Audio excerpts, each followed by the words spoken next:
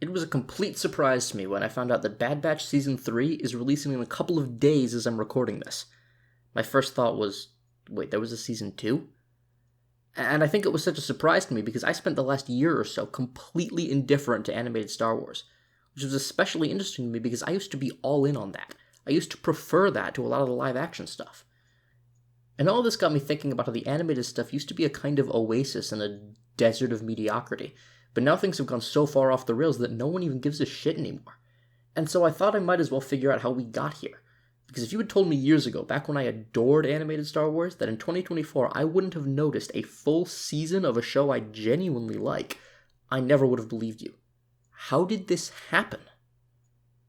Of course, if you're going through the decline of Star Wars in any stripe, animated or not, you have to start with the buyout.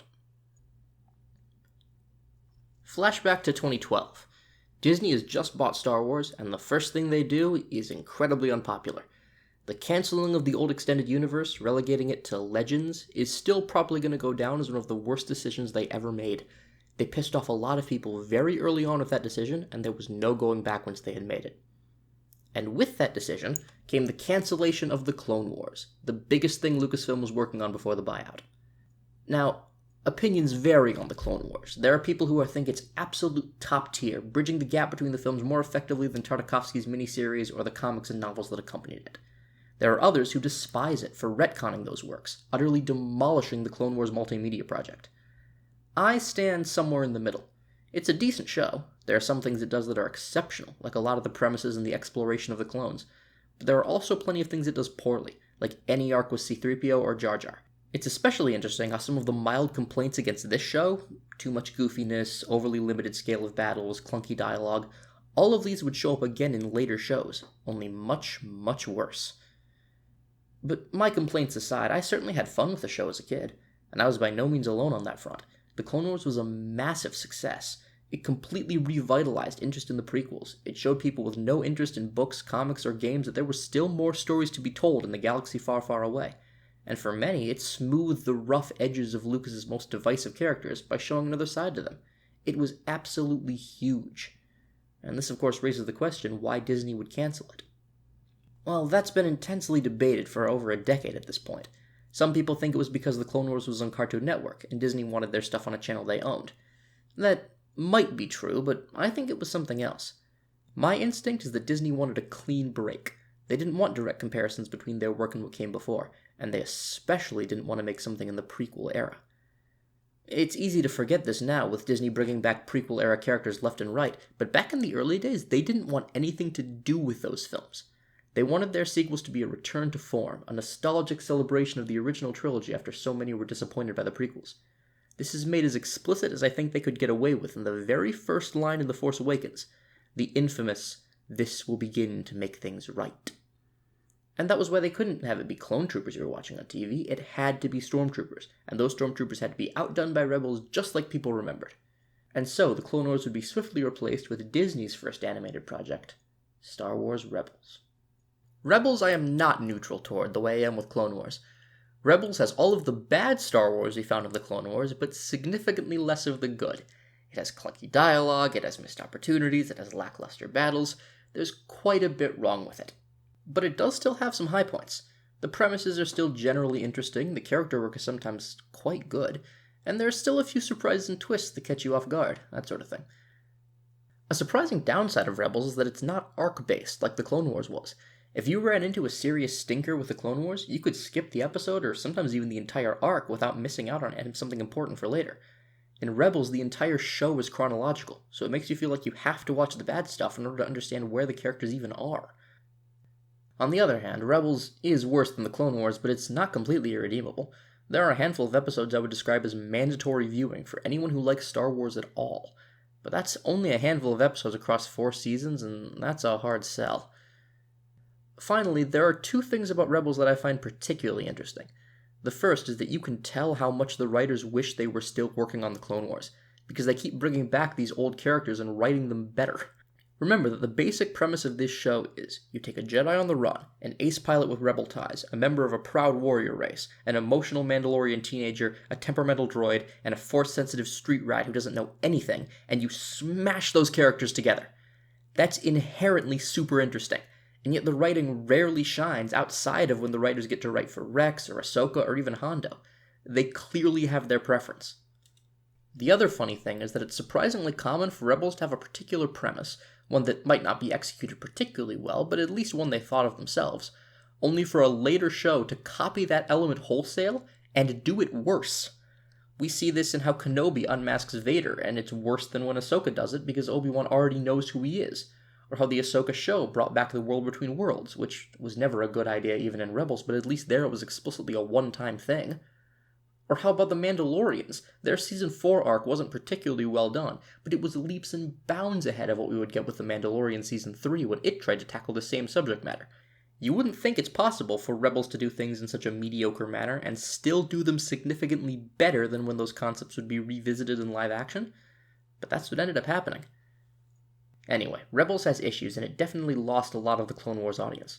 Plenty still liked it, but I doubt you'd find many people who prefer it to its predecessor. Frankly, it's probably best understood as a stopgap of sorts, something to keep us occupied and nostalgic before The Force Awakens came out and raked in the cash. But of course, once The Force Awakens did come out and the sequel era was in full swing, Rebels' time was over. It would soon be replaced with Star Wars Resistance, a show I have not seen a single minute of. Many people didn't care for it, some because it was connected to the sequels, which even at the time were beginning to become divisive, some because they liked Rebels better, and some because, well, just look at it. It looks awful. It was a very rough show that lasted a couple of seasons before being dropped and forgotten about, and good riddance. Of course, eventually the sequels ended, and they could hardly have ended worse. As Disney crawled out of the wreckage and surveyed what they had left, they decided to go for a Hail Mary, and gave us Clone Wars Season 7. The fact that they were willing to do that at all shows how desperate they must have been. Remember, this was before Mando and the live-action shows that followed. The absolute best they could do was take 3 scripts for Clone Wars arcs, modify all of them to various degrees, make some really nice animation to go with them, and get them on Disney Plus as fast as possible. And for the most part, they were actually really good.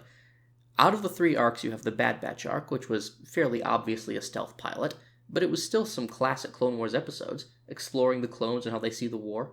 Then you have the middle arc. And the middle arc is garbage. Barely anything even remotely good in that one, which is interesting because that's also the only arc that Disney almost completely rewrote.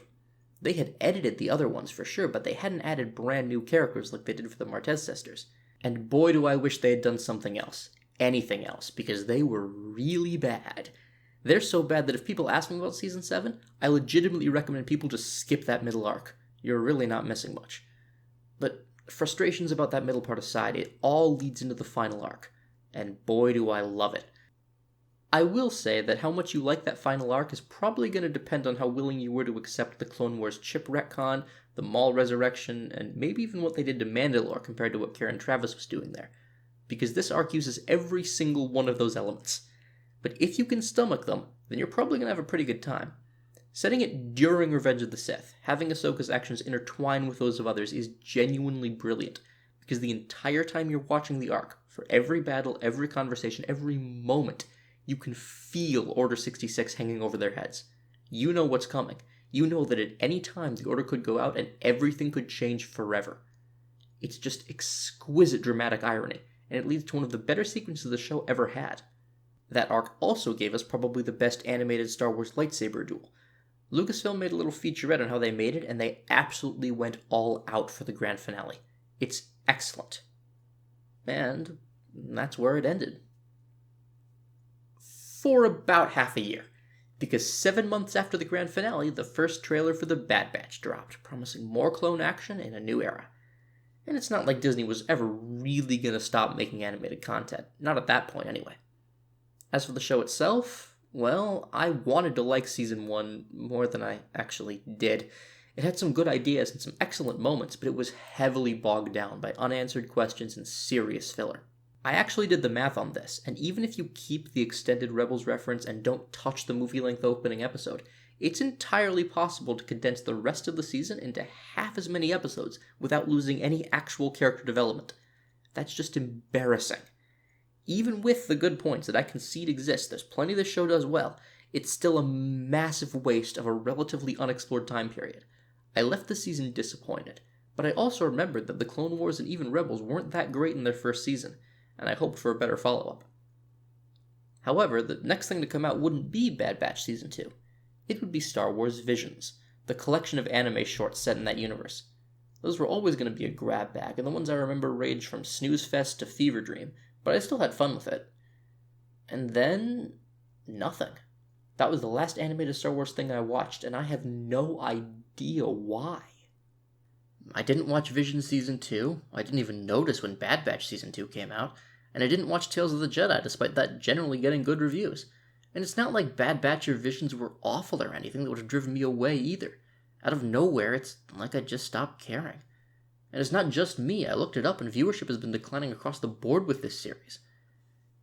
And it occurs to me that that may be the answer. Animated Star Wars content wasn't bad enough to drive me away, but live action content absolutely was. Think about what we've had recently. Kenobi, the absolute embarrassment.